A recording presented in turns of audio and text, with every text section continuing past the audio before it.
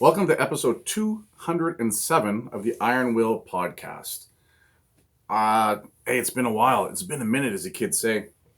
I'm doing a little audio recording and a YouTube recording or a video recording that we're going to show on the YouTubes and stuff. So I think the last episode I put up, episode 206, because it comes before 207, was back in November of 2019. So I'm really trying to get a bunch of these things back in order, back in line. And, I hate saying, because I feel rusty. I feel like I'm just out of the groove of the podcasting. So if you listen to some of my earlier podcasts, I'm much more on top of things. I'm much more with it. So it's going to take a while for me to get my podcast legs back. And knowing that I'm on video, it's kind of weird at the same time. But what I want to really talk about in episode 207, and this one, is we're going to jump ahead a bit. Currently, it's May 25th, 26th, 2020. So it's been 5 months, 6 months. So a lot's been going on, and kind of started and stopped with either videos or putting Facebook posts. So I'm trying to really put it all together now, so that I can be much more consistent again with the podcast and with the videos. And as I said in many episodes before, this helps me as much as it does a lot of the listeners I have, the 7 of them. And a lot of you have reached out and asked, is a podcast coming back? And then some people are reaching out, because I used to do some daily videos. And so I really want to get all that going again. So I really want to get back into that groove, but also spend some time every day thinking about what it is that I want to put out there. So sometimes it comes to me easily. Sometimes I'm just like, this is what I'm going to talk about today. This is what I've been running into, or this is a question I've been getting a lot. But with the rebuilding and the rejigging of the brand into Iron Hoss gear, and getting used to working from home, and now with the COVID shutting everything down as of mid-March, there's been a lot of detours, a lot of roadblocks, a lot of things that have come up. And that's obviously taken a good amount of my time, my bandwidth, my energy to navigate and figure a bunch of that stuff out. What I want to talk about today is, if you've been watching some of the branding, we've changed it a little bit as far as what our vision or our mission statement for Iron Hoss is. It's been changed to, or it's grown into, evolved into, struggle, persevere, succeed, and inspire. For those of you watching the video, you can see the banner behind me. It's the back of all our shirts now. It's the right sleeve of a lot of our clothing. And that formula sort of made itself present or manifested itself in front of me probably about a month ago, maybe 6 weeks ago. And I was sitting down here working on some stuff and just trying to get shit together. And I was listening to some stuff on the YouTube. So often I have YouTube going in the background. So sometimes it'll be videos on training. Sometimes it'll be videos on branding and clothing, because that's what we're big into now, what I'm into. But a lot of times I'll just put mindset stuff, motivation stuff. And I was sitting here one night writing some notes, doing a few things. And I was listening to what was being said on one of the broadcasts on YouTube. And the 4 words just jumped out at me. And it's funny because I quickly grabbed a little Post-it note, one of these little things here, little whatever, 3M made $1 billion on that. And I quickly jotted down: struggle, persevere, succeed, and inspire. And I had it, I had put it in a row or a vertical stack, and I put it in a circle. This is the shield version, I like to call it, because it kind of looks like a shield. And I like the flow. And then as I looked at it, it really resonated with me as to, that's how we deal with things. That's how we evolve. If we want to move forward, we have to struggle. If we're dealing with something that's hard to deal with, we have to struggle through it. And of course, the next part is not to quit, is to get to the other side, to persevere. And then once we persevere, we get through it, we've succeeded, right? And that success will inspire. It'll inspire us to realize that, hey, we can overcome things. We can get through things.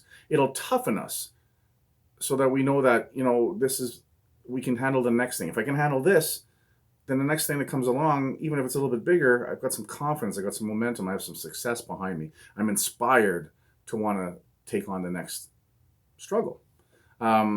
And then as we do that, those around us are watching or seeing or persevering or perceiving, sorry, what we're doing, they can become inspired. So the moment you start to have a little bit of success, somewhere down the line, it becomes an inspiration either for yourself or someone around you. You might catch someone on that one day that they're just having a horrible day, and they see your post where you post about how you've lost a few pounds, or you increased a PR, or you finally cleaned up the garage, or you've had a bigger success, right? You stuck through it. You graduated. You saw something to the end, and there you are reaping the rewards of it. And you never know what that one post can do to somebody else who's in the middle of going through a struggle themselves. Someone who's feeling deflated, someone who's feeling beaten, feels like quitting, and all of a sudden they happen to come across your post about your success, your milestone, and it does something to them. It inspires them. Much like how we've been inspired often by something we see someone do or achieve or witness. And that's the incredible thing about a little bit of success, is that quickly can become inspirational to you or to somebody else.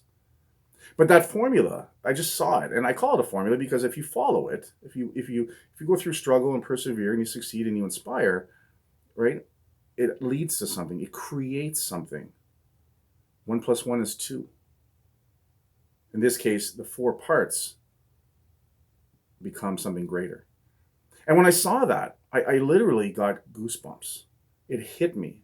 And I did a couple of napkin drawings, as I like to say, and I went and saw my graphic guy and I said, look, I want to come up with something. I want to take this. I want this to become part of Iron Horse.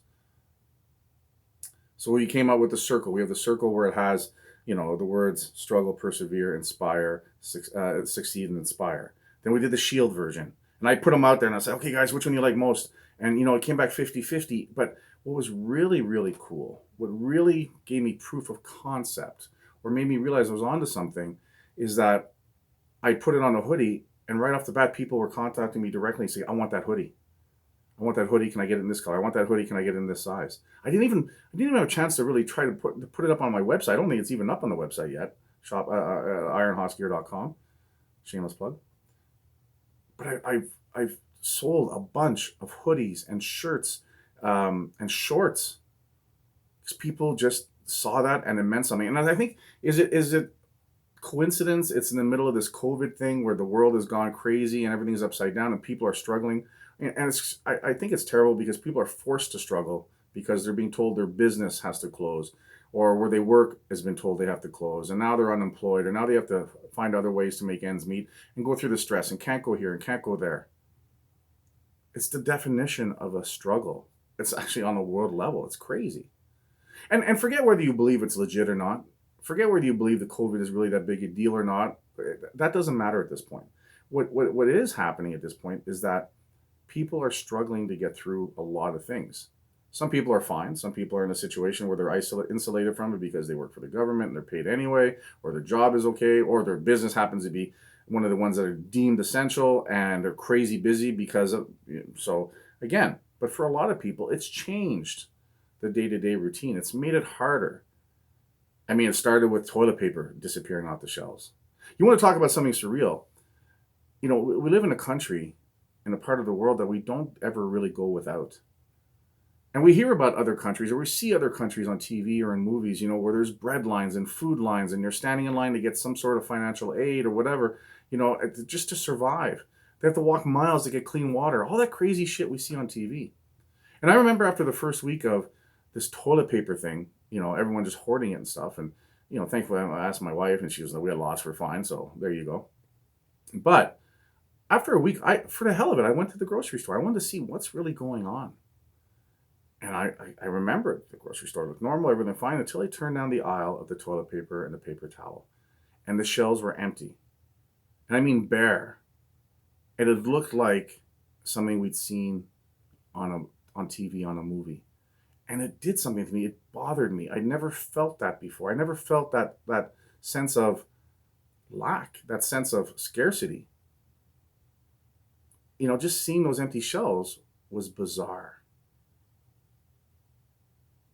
And it made me think, where's this going to go? How's it going to go? I wasn't, personally, I'm not worried about this, the flu. I'm not 90 years old.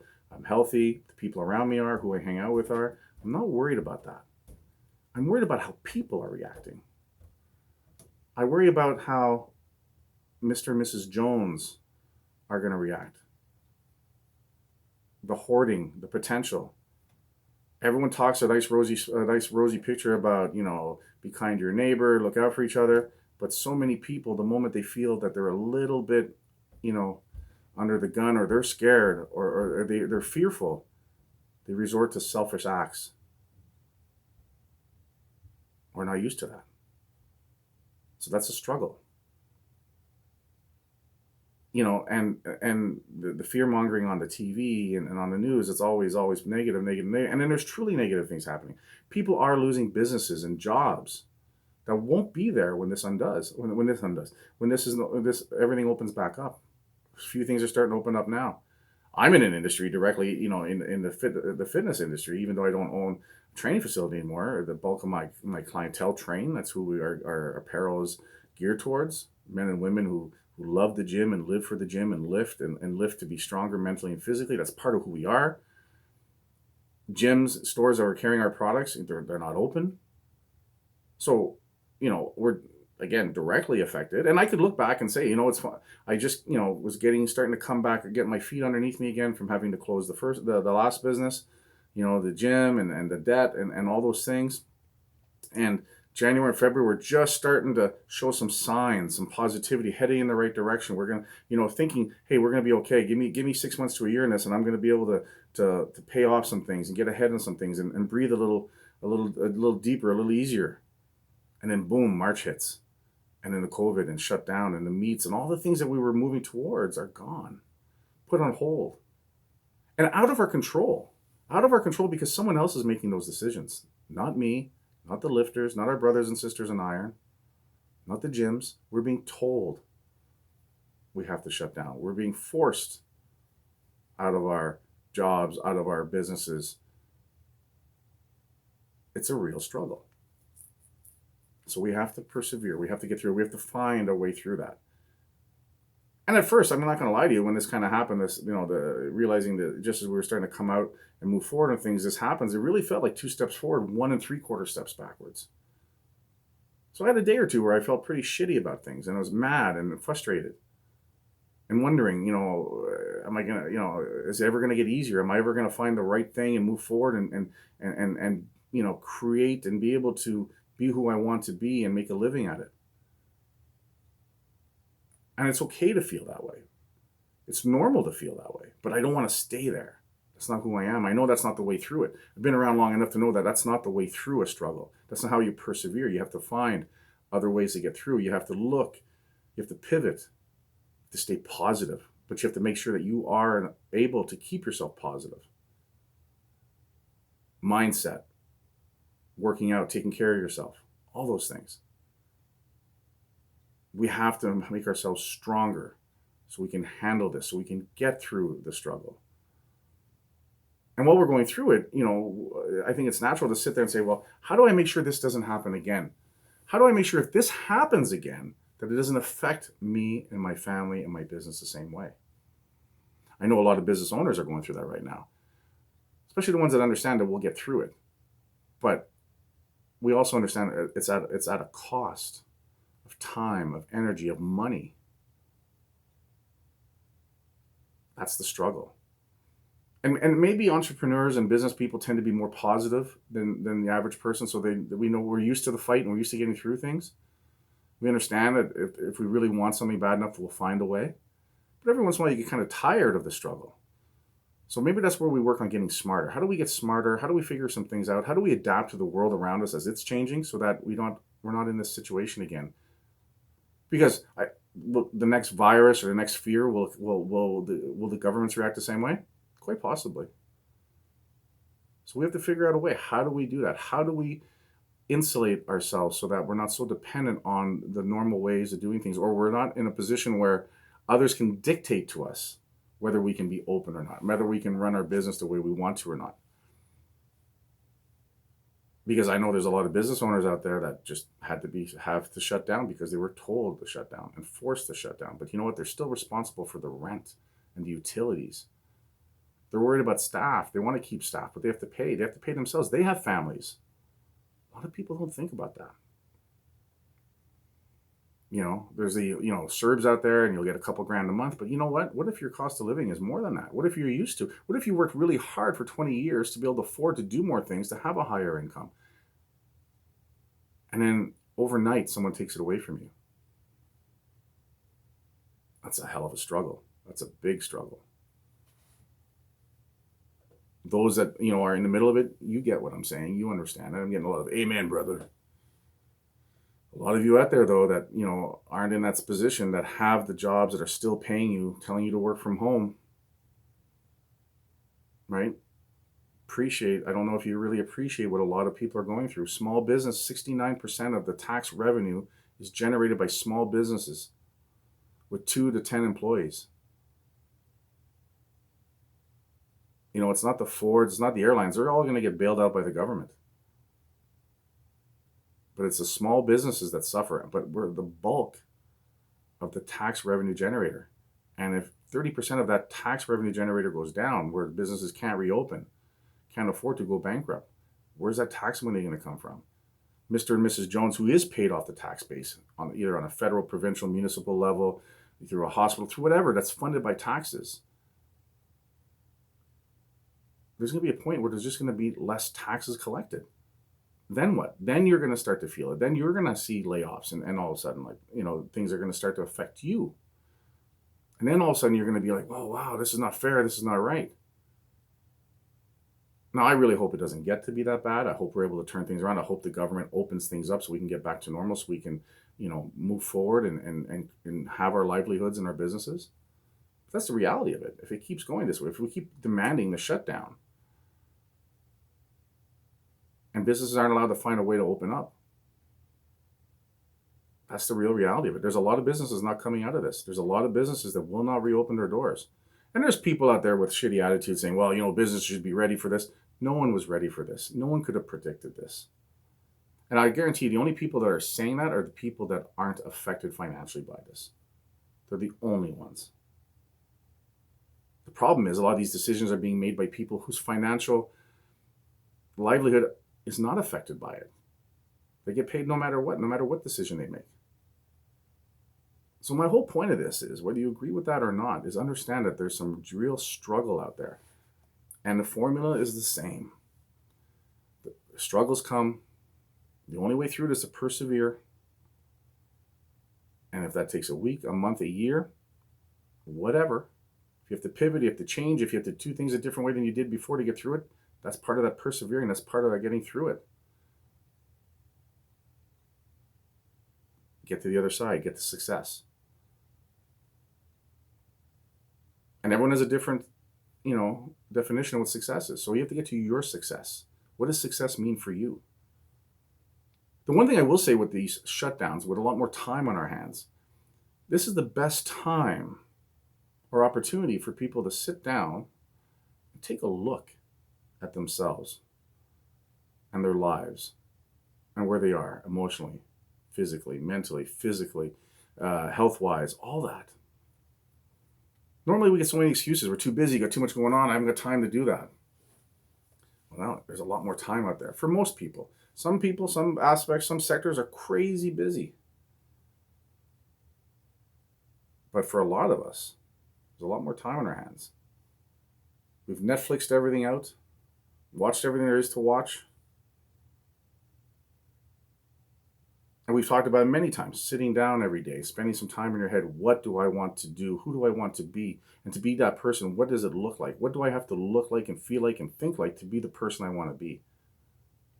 This is the time to work on it. This is the opportunity. So again, right, it's trying to find some positives in this. It's trying to find the silver lining. It's trying to say, okay, listen, I can't do this, and this is affected, but I can definitely do more of this. Whatever this may be. I know on my end, I think we have 15 or 20 new clothing designs. A whole bunch we've already starting to release. We're going to release more. Another 10 or 15 already, working on stuff because we have more time to do it. And part of it too is that even with the whole switch that I'd made business-wise, it was done also so that I had more time, or would have more time, to focus on the clothing and the accessories and the meats and the workshops and, just, helping people get stronger, celebrating strength, converting the garage into a gym was a necessity. And a lot of people were saying, oh, 2 weeks you'll be back to the gym. And, then it became 4. Now it's 2 months. And now there's talk July, August. And even when we go back, booking an hour at a time, 6 feet apart from everybody, it's gonna be crappy for a while, right? It's better than nothing, but it's gonna be crappy for a while. And what about people all setting up all these home gyms? Try to find a piece of fitness equipment. Try to find a piece of fitness equipment that isn't going through the roof expensive now. There's some price gouging, but also there's just things that become more expensive because they're harder to get, all through the chain of supply or supply chain.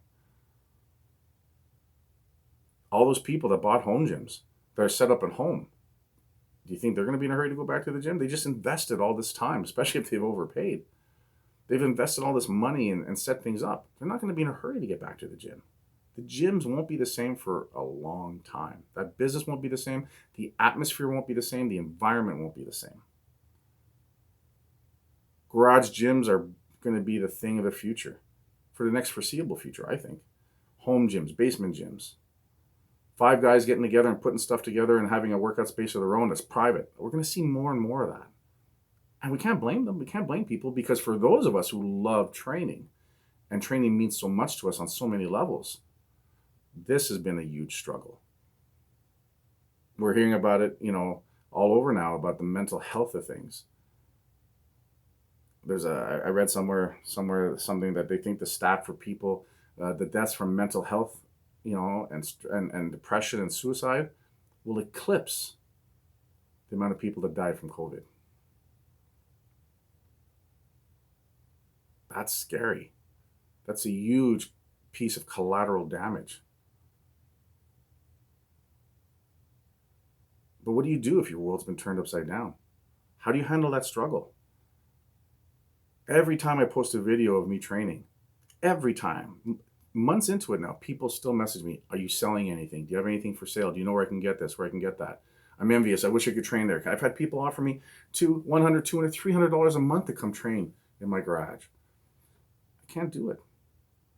It's my home. I don't want a lot of strangers in my home. I don't want crap to happen. I'm not worried about the COVID thing personally. I'm not.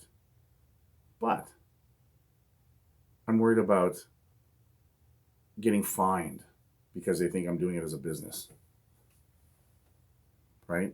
Bylaw showing up and wanting to charge me $1,000. Or even higher if they think you're doing business and stuff like that. It's punitive. It's ridiculous.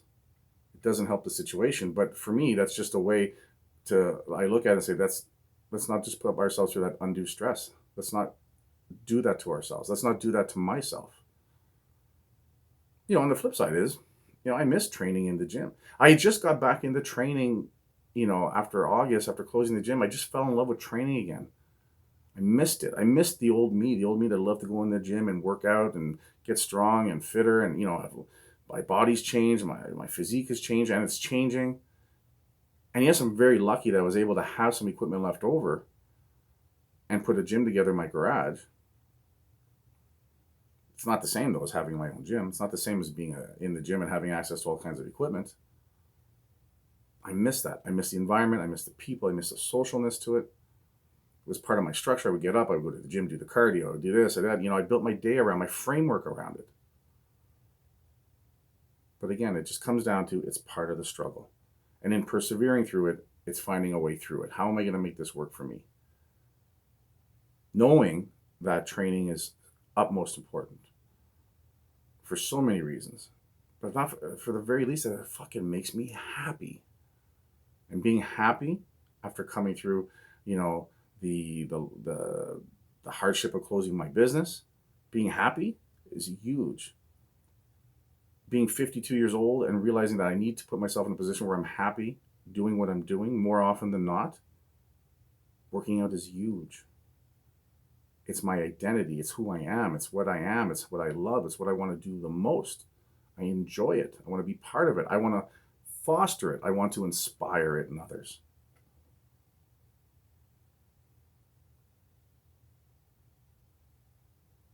It's about the struggle.